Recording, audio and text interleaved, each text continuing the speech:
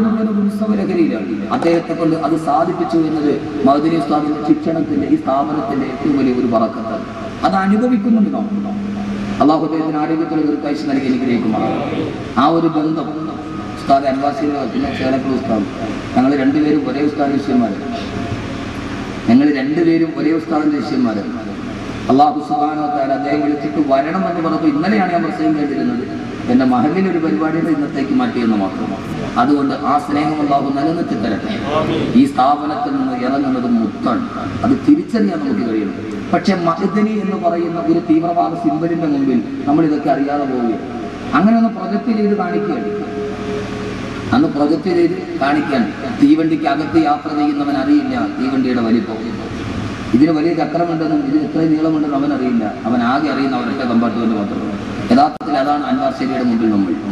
അള്ളാഹു സുബ്ഹാനഹു വ തആല സ്ഥാപനത്തിന് അള്ളാഹു സുബ്ഹാനഹു വ തആല അവസാനം വരെ നിലനിർത്തി തരുമാറാണ്. അങ്ങനെ കുറെ ബന്ധങ്ങൾ എനിക്ക് അൻവാർ ശരിയുമായിട്ടുണ്ട്. ഞങ്ങൾ രണ്ടുപേരും ചിലപ്പോൾ ഉസ്താദ് ഞാനും ഒരേ ഉസ്താദ് ശിഷ്യന്മാരാണ്. ഷെയ്ഖുന കോയ ഉസ്താദ് അവர்கள் അള്ളാഹു ആരോഗ്യത്തിലുള്ള ദീർഘായുസ്സ് നൽകി അനുഗ്രഹിക്കുമാറാകട്ടെ. നിങ്ങൾ രണ്ടുപേരും ബാക്കിയാത്തിലെ സഹപാഠികളാണ്. അപ്പോ ഈ ഒരുമിച്ച് കൂടൽ യാഥാർത്ഥ്യമാകണം. അള്ളാഹുവിന്റെ ഖുർആൻ ഇപ്പോൾ മഅ്ദനിയുടെ കാര്യത്തിൽ നമ്മൾ ചെയ്യേണ്ട ഒരു കാര്യമാണ്. ഇൻഷാ അല്ലാഹ് ഞാൻ പറയാം, പക്ഷെ ചെയ്യാവോ? ഉറക്കെ പറയും ഇൻഷാ അല്ലാഹ്. രണ്ട് സൈസ് ഉണ്ട്.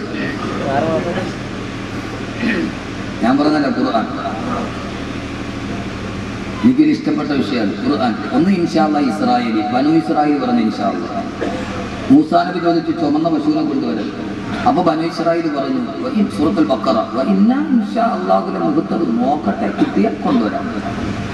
നോക്കട്ടെ, നടന്നൊക്കെ നോക്കിയിട്ട് എവിടെയും കിട്ടിയ പിന്നെ ഇൻഷാ അല്ലാഹ് മുഖത്തും കൊണ്ടുവന്നല്ലോ.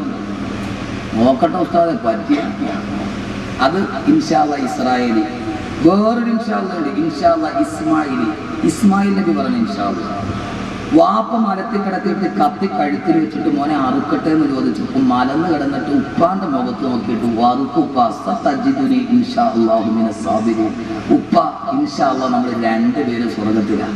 അതാ ഇൻഷാ അല്ലാഹ് ഇസ്മായിൽ നബി പറഞ്ഞു ഇൻഷാ അല്ലാഹ്. ആ മലന്ന് കിടക്കാൻ കത്തി കഴുത്തിലിരിക്കാൻ ആ സമയത്തും പറയുന്ന ഒരു ഇൻഷാ അല്ലാഹ്. ഇപ്പൊ ഏതാ പറയണേ?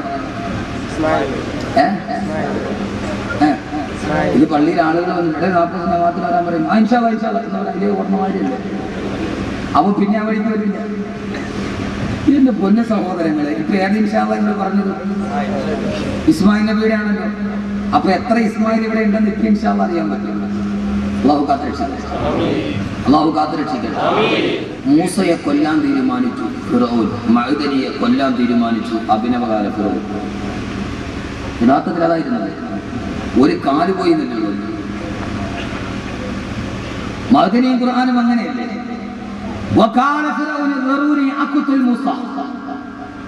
ഫറോ പറഞ്ഞു മൂസയെ കൊല്ലാം. സഹോദരങ്ങളെ തീരുമാനിച്ചു മൂസയെ കൊല്ലാൻ ഫിർഔൻ, മഅ്ദനിയെ കൊല്ലാൻ തീരുമാനിച്ചു അഭിനവകാല ഫറോ. പക്ഷേ തലനാരിടയ്ക്ക് രക്ഷപ്പെട്ടു പോയത് ഒരൊറ്റ കാര്യമാണ്. അവർക്ക് മഅ്ദനി മാപ്പ് കൊടുത്തു എന്നതാണ് ചരിത്രത്തിന്റെ ഏറ്റവും വലിയ യാഥാർത്ഥ്യം. ഒരു കാര്യം ഉറപ്പ്, മഅ്ദനി ചരിത്രത്തിൽ അറിയപ്പെടാൻ പോകുന്നു. ഉമർ മുഖ്താറിന് ശേഷം, സുൽത്താൻ സലാഹുദ്ദീൻ അയ്യൂബിക്ക് ശേഷം ഇസ്ലാമിക നവോത്ഥാന ചരിത്രത്തിലെ ഏറ്റവും വലിയ പിൽക്കാലത്ത് ഇന്ന് നാം ഉമർ മുഖ്താറിനെ പഠിക്കുന്നത് ഇൻഷാ അല്ലാഹ് നമുക്ക് പുറകെ വരുന്ന സമൂഹം അബ്ദുൽ നാസിർ മഅ്ദനിയെ പഠിക്കും. തീർച്ച അതിലൊരു സംശയം നിങ്ങൾക്ക് വേണ്ട. കാരണം ആ മനുഷ്യന്റെ ചങ്കൂറ്റ സമ്മതിച്ചു. അത് ഞാൻ അനുഭവിച്ചറിഞ്ഞ ആളാണ്. ആ മനുഷ്യൻ ഒരു കാല് പോയാലും തൂക്കം കുറഞ്ഞാലും ആ റൂമിന്റെ അകത്തിരുന്നിട്ട്, ഹസനാണ് എനിക്ക് വാതിൽ തുറന്നത്. ഞാനിവിടെ വിളിക്കാതെ ഒത്തിരി പ്രാവശ്യം വന്നിട്ടുള്ള ആളാണ്. അപ്പോ അവിടെ ചെന്നിട്ട് ഞാൻ അകത്തിരുന്ന് സുഫിയാമാദിനെ അറസ്റ്റ് ചെയ്യുന്നതിന്റെ തലേദിവസം അവിടെ ഇരുന്നപ്പോൾ ആ സമയത്ത് ഇപ്പൊ അറസ്റ്റ് ചെയ്യുന്നതിന്റെ മുമ്പിൽ ഞാൻ പോയപ്പോൾ ഞാൻ ചോദിച്ചു, ഉസ്താദെ ഒരിക്കൽ തിരുവനന്തപുരത്ത് വന്നപ്പോൾ എന്നെ ഒന്ന് കാണണമെന്ന് പറഞ്ഞു. ഞാൻ അവിടെ പോയി കണ്ടു. അപ്പോൾ ഞാൻ ഉസ്താദെ ഭയമുണ്ടോ? ആ സമയത്ത് നമ്മളൊക്കെ ആണെങ്കിൽ പൊന്നു സ്ഥലപ്പോ ഇപ്പൊ ഇത്രയും നാളും ജയിലിൽ കിടന്നാൽ നമ്മൾ ഷുഗർ വന്നിട്ട് 35 കിലോയെങ്കിലും ഉണ്ട് മാതിരി. നമ്മൾ വെറും ഫോട്ടോസ്റ്റാറ്റ് കാണും. നമ്മളാണോ എന്ന് പറയാൻ പറ്റില്ല. നമുക്ക് ആർക്കാ ധൈര്യമുള്ളത്? കാക്കിയിട്ട വേഷത്തിൽ പോസ്റ്റ്മാനെ കണ്ടാൽ തൊപ്പി വിടുന്നവരുണ്ട്. പട്ടാളക്കാർ തൂക്കിപ്പിടിച്ച ആളുകളുടെ നടുവ് വയനറ്റുകളെ നെഞ്ചിലോട്ട് മാറിയിട്ട് തൂക്കുകയർ എഴുന്നേറ്റ് നടന്നു പോകുമ്പോ ആ സമയത്ത് തൂക്കുകയറി തന്റെ ശരീരത്തിലേക്ക് കരുത്തിലോട്ട് മുറുകുമ്പോ കരുമരത്തിൽ കിടന്ന് തൂങ്ങിയാടുമ്പോ ഖമീസിന്റെ പോക്കറ്റിൽ വെച്ചിരിക്കുന്ന ഖുർആൻ എടുത്ത് കയ്യിൽ വെച്ചിട്ട് الملك القدوس السلام المؤمن المهيمن العزيز الجبار المتكبر سبحان الله عما يشركون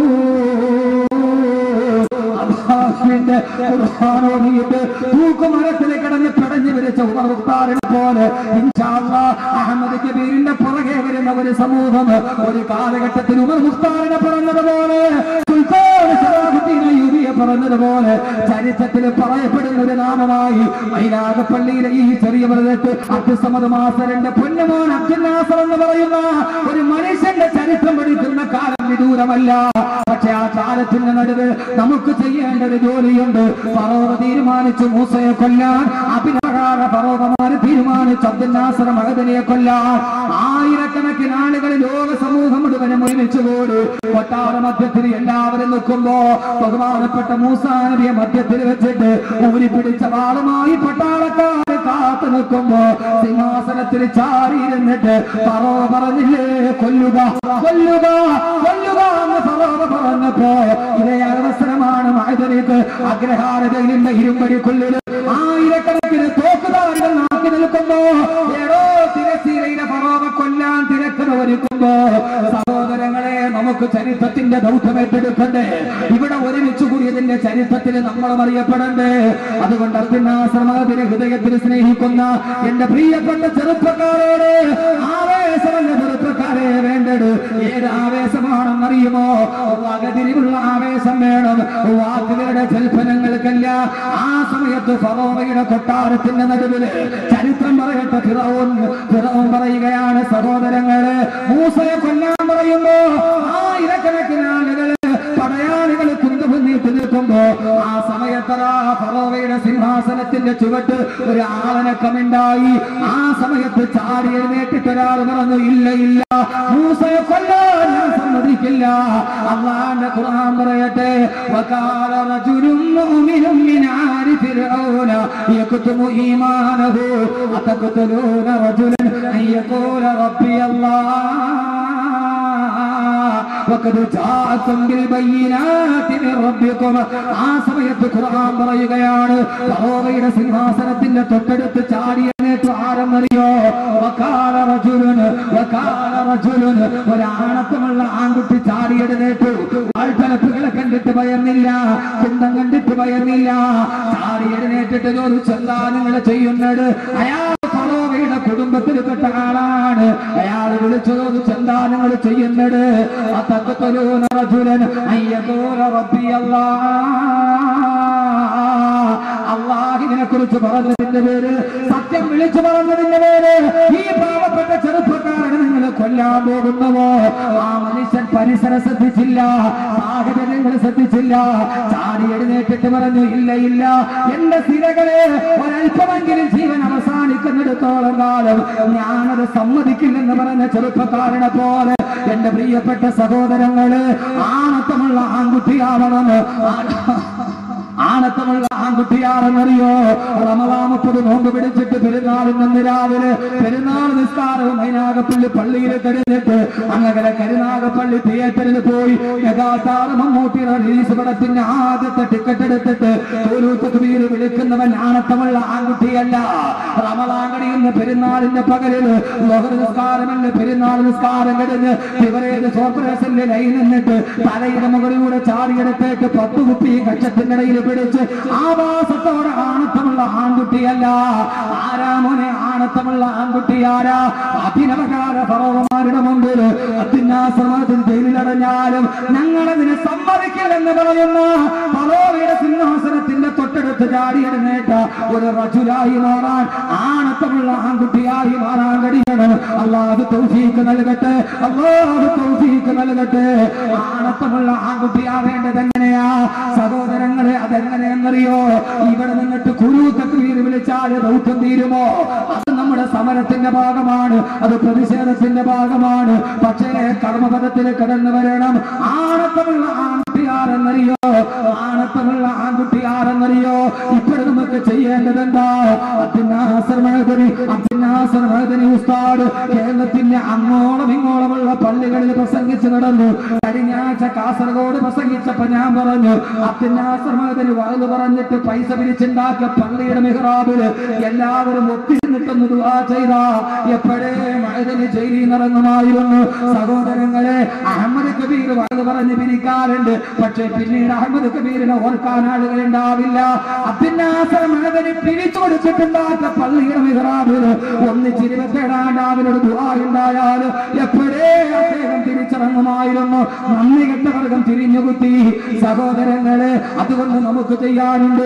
ആയിരക്കണക്കിന് മതപ്രഭാഷണ വേദികളിൽ വഅദ് പറഞ്ഞ ആ മനുഷ്യൻ ജീവിതത്തിൽ ജയിലിൽ പോയപ്പോഴും ഓർത്തതെന്നറിയോ? ജയിലിലേക്ക് അൻവാശേരിയുടെ മുറ്റത്ത് നിന്ന് ജയിലിലേക്ക് പോകാൻ വാഹനത്തിൽ കയറിയപ്പോ അബ്ദുൽ നാസർ മഅദനി തിരിഞ്ഞു നോക്കിയത് മക്കളെ കെട്ടിപ്പിടിച്ചിട്ട് എന്റെ പ്രിയപ്പെട്ട മകൻ കവളത്തോട്ട് ചുംബനം കൊടുക്കുമ്പോ ഈ അൻവാറിന്റെ മുറ്റത്ത് നിന്ന് പോകുമ്പോ അദ്ദേഹം നോക്കിയൊരു നോട്ടമുണ്ട്. എന്റെ ജന്മത്തിന്റെ എല്ലാ പരിശ്രമങ്ങളും വെച്ച് ഞാൻ പടുത്തുയർത്തി ഈ അൻവാറിന്റെ മക്കള്, ഇവിടുത്തെ മുത്തഅല്ലിമീങ്ങള്, ഇവിടുത്തെ അഗതിയനാട് മക്കള് ആരാണെന്ന് കൈപിടിക്കാനുള്ളത്? അബ്ദുൽ നാസർ മഅദനിയോടുള്ള സ്നേഹം ആത്മാർത്ഥമാണെങ്കിൽ ഇൻഷാ അല്ലാഹ് നമുക്ക് തീരുമാനിക്കാം. മഅദനി ഉസ്താദ് ജയിലിലാണെങ്കിലും ഇല്ല, മഅദനി ഉസ്താദ് ഞങ്ങളെ നശിക്കാൻ അനുവദിക്കില്ല.